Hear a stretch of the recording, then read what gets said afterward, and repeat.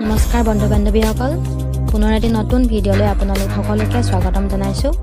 1 number প্ৰশ্ন, অসমৰ মাটিৰ জৰীপ কাৰ্য প্ৰথমতে কোনে প্ৰৱৰ্তন কৰে?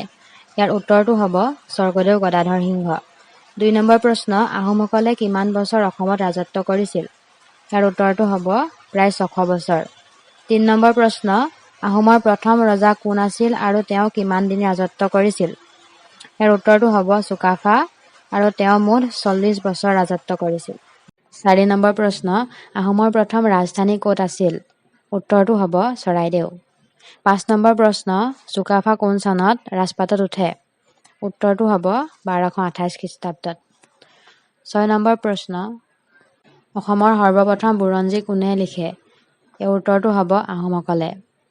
7 নম্বৰ প্ৰশ্ন, কেতিয়াৰ পৰা অসম ব্ৰিটিছৰ অধীনলৈ যায়? উত্তৰটো হ'ব 1826 চনৰ 24 ফেব্ৰুৱাৰীৰ পৰা। 8 নম্বৰ প্ৰশ্ন, কোনজন আহোম ৰজাৰ দিনত মোৱামৰীয়া বিদ্ৰোহ হৈছিল? উত্তৰটো হ'ব স্বৰ্গদেউ লক্ষ্মীসিংহৰ ৰাজত্বকালত। 9 নম্বৰ প্ৰশ্ন, আহোম আৰু মোগলৰ মাজত হোৱা শেষ ৰণখনৰ নাম কি আছিল? উত্তৰটো হ'ব ইটাখুলিৰ ৰণ, চন 1682। 10 নম্বৰ প্ৰশ্ন, আহোমসকল অহাৰ আগত অসমত কোন ৰজাই ৰাজত্ব কৰিছিল? উত্তৰটো হ'ব কোচ ৰজাই। 11 নম্বৰ প্ৰশ্ন, অসমৰ ৰাজধানী শ্বিলঙত কেতিয়া পাতে? 1964 চনত। 12 নম্বৰ প্ৰশ্ন, অসমলৈ মানসকলক কোনে আনিছিল? উত্তৰটো হ'ব বদন বৰফুকনে। 13 নম্বৰ প্ৰশ্ন, শিৱসাগৰত কাৰেংঘৰ কোনে সজাইছিল? উত্তৰটো হ'ব স্বৰ্গদেউ প্ৰমত্ত সিংহই।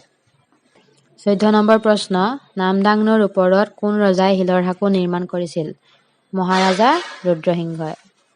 15 নম্বৰ প্ৰশ্ন, অশ্বক্লান্ত আৰু দীৰ্ঘেশ্বৰী দৌল কোন ৰজাৰ দিনত নিৰ্মাণ কৰা হৈছিল? উত্তৰটো হ'ব স্বৰ্গদেউ শিৱসিংহৰ দিনত।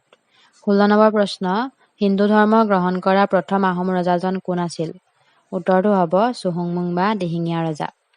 17 নম্বৰ প্ৰশ্ন, আটাইতকৈ কম বয়সৰ আহোম ৰজাজনৰ নাম কি আছিলে? উত্তৰটো হ'ব চুলিকফা বা লৰা ৰজা অথবা ৰত্নধৰ সিংহ।